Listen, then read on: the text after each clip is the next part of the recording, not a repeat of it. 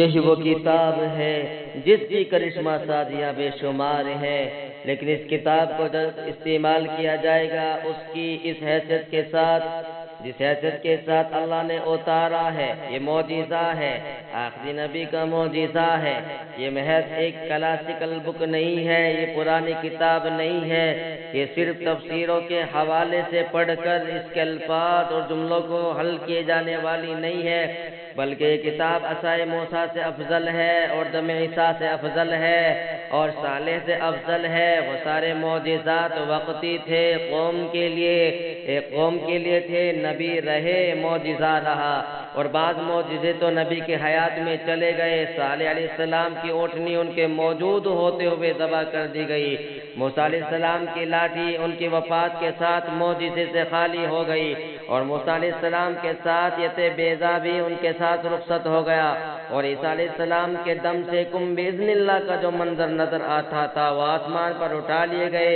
ان کے ساتھ ان کا دم، ان کی پھونک بھی منتقل ہو گئی۔ لیکن قرآن آخری کتاب ہے، عالمی کتاب ہے، دائمی کتاب ہے، ابدی کتاب ہے، انسانی کتاب ہے، عظیم کتاب ہے، ازلی کتاب ہے۔ یہ ایک ایسا معجزہ ہے جو دکھائیے ہندوؤں کو، جینیوں کو، عیسائیوں کو، دلتوں کو، یہودیوں کو، یہ اس لیے دیا گیا کہ سب کے سامنے معجزہ دکھائیے۔ اور جیسے عصائے موسیٰ سے فرعون کا دم نکلا جا رہا تھا اور وہ بھاگ رہا تھا اور ڈر رہا تھا اور الزام تراشی کر رہا تھا، آج یہ کتاب بھی بطور معجزہ پیش کی جائے گی تو یہی صورتحال کپ کپی کی، لرزے کی اور خوف کی، سہم کی پیدا ہو جائے گی۔ اللہ کے جلال کی یہ کتاب نمائندہ، اللہ کی کبریائی اس میں جلوہ ریز ہے۔ اس کا تو حال یہ تھا کہ اگر محمد عربی صلی اللہ علیہ وسلم کا دل اللہ ایسا مضبوط نہ بنا تھا اور اللہ تعالیٰ آپ کو فرشتوں پر فوقیت دے کر آپ کے ذریعے اس کتاب کو نشو و سحر والے تھا، تو صورتحال یہ ہوتی کہ اگر اس کو براہ راست اتار دیا جاتا تو انسانوں کے چیتڑے ہو جاتے، پہاڑ دھن دھن ہو جاتے اور زمین ریزہ ریزہ ہونے لگتی۔ لو انزلنا هذا القرآن على جبل لرأيته خاشعا متصدعا من خشية الله۔ لیکن یہ اللہ کا کرم ہے، اس کا رحم ہے، اس کا اعزاز ہے، اس کی شفقت ہے، اس کی کرم فرمائیاں ہے۔ وہ بندوں کے لیے بہت کچھ چاہتا تھا، وہ آخری نبی سے اصلاح چاہتا تھا، اس لیے اس نے فرمایا قرآن کی دلہن، قرآن کی دلہن، قرآن کی زیب و زینت سے آراستہ و پیراستہ اتاری گئی۔ ان الفاظ میں الرحمن علم القرآن خلق الانسان، رحمان نے قرآن سکھایا، ورنہ کس استاد کے بس میں تھا، کون حافظ ہمت رکھتا تھا، زبان کے ٹکڑے ٹکڑے ہو جاتے۔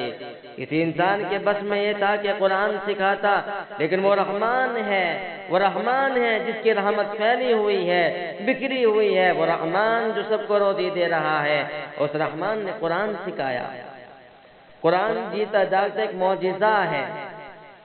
یہ دلوں کو فتح کرنے والی کتاب، یہ دماغوں کو تسکین کرنے والی کتاب، یہ پوری انسانیت کی رہنمائی کرنے والی کتاب، یہ دنیا کے تمام مذاہب کے جنجال سے نکالنے والی کتاب، یہ تمام انسانوں کو پستیوں سے بلند کرنے والی کتاب، یہ تحت الثری سے ثریا میں پہنچانے والی کتاب، یہ انسانوں کو اللہ سے ہم کلامی کرنے والی کتاب، یہ دلوں کے اندر نور کی بارش کرنے والی کتاب۔ اس کتاب کے ساتھ وہ معاملہ امت کی طرف سے نہیں ہو رہا جو ہونا چاہیے تھا۔ وقال الرسول يا رب ان قوم اتخذوا هذا القرآن مهجورا، رسول اللہ شکایت کریں گے،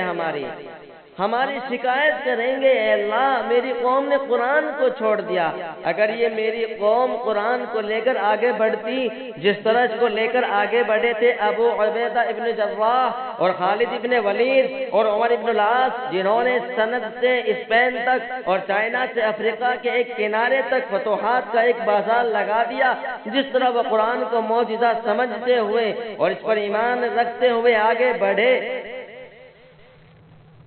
مسلمان سو گئے، مسلمان سو گئے، آپس میں لڑنے سے فرصت نہیں، سر پھوڑنے سے فرصت نہیں، کیچڑ اچھالنے سے فرصت نہیں، اور قرآن پاک صرف رمضان کی تراویح کے لیے رکھ لیا ہے اور بچوں کو نازلہ پڑھانے کے لیے رکھ لیا ہے۔ یہ صرف اتنا کافی نہیں ہے، اتنا کافی نہیں ہے، بحیثیت معجزے کے استعمال کرو اور میدان میں آؤ۔ دنیا کی بڑی سے بڑی طاقت، دنیا کے پارلیمنٹیرین، دنیا کے قانون دان، دنیا کے سائنسدان، دنیا کی یونیورسٹی کے آفیسر کے سامنے اس معجزے کو رکھو تو یہ میں یقین کے ساتھ کہتا ہوں دل دہل جائیں گے اور ذہن بدل جائیں گے اور حالات میں انقلاب پیدا ہوگا۔ لیکن جب داعی، مبلغ، پریچر، اسلام کے ترجمان لوگوں کے سامنے جا کر ڈنکے کی چوٹ پر قرآن پیش کریں گے تو یقیناً دل بدل جائیں گے۔